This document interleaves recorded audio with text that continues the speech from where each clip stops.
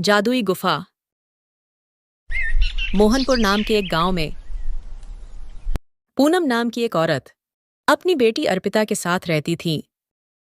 पूनम हर दिन पास के गांव के एक जंगल में फल तोड़ा करती थी और फल तोड़कर बाजार में बेचा करती थी। फल बेचकर जो भी पैसा होता था उससे अपना और अपनी बेटी का पालन पोषण किया करती थी। बेटा, मैं जंगल जा रही हूँ फल तोड़ने। तुम अपना ख्याल रखना और अच्छे से पढ़ाई करना। ठीक है माँ। पूनम चलते चलते बहुत दूर आ जाती हैं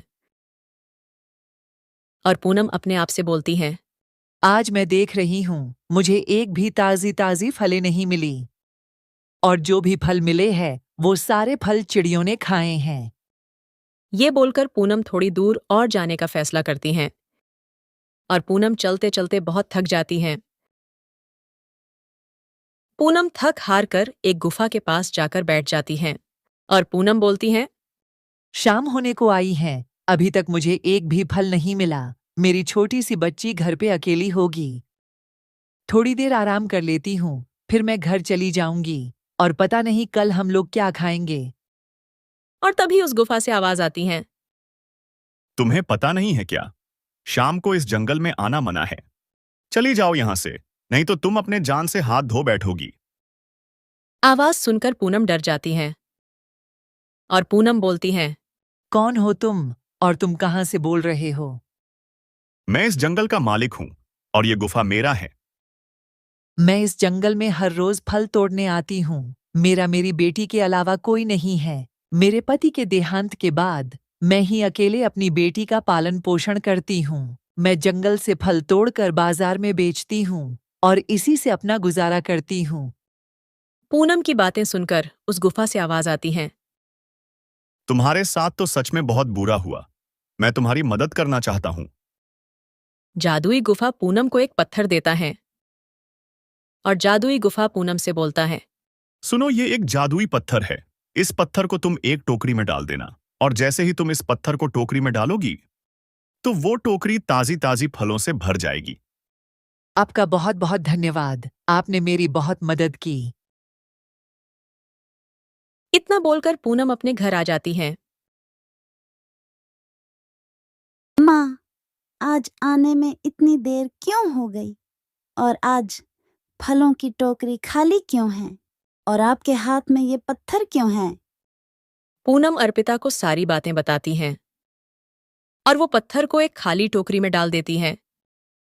पत्थर डालते ही वो खाली टोकरी ताजी ताजी फलों से भर जाती है।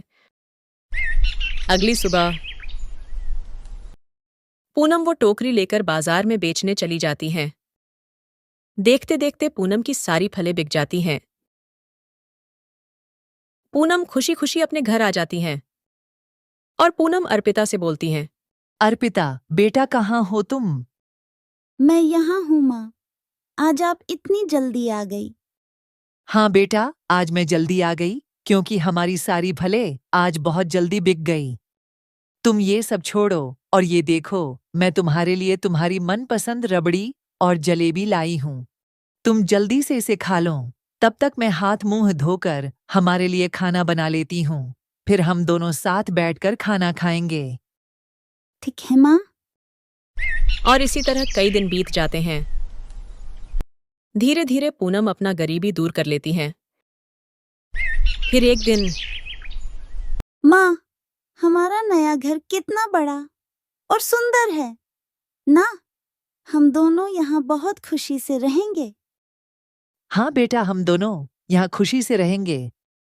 पूनम अपनी बेटी को इस तरह खुश देखकर बहुत खुश होती हैं और पूनम अपने मन में बोलती हैं, आज मैं पहली बार अपनी बेटी को इतना खुश देख रही हूँ। ये सब सिर्फ आपकी वजह से हुआ है। जादुई गुफा, आपका बहुत बहुत धन्यवाद। पूनम अपनी बेटी अर्पिता के साथ खुशी से अपना जीवन जीने लगती हैं। अगर आपको हमारा वीडियो पसंद आया हो तो हमारे वीडियो को लाइक करें, शेयर करें और सब्सक्राइब करें।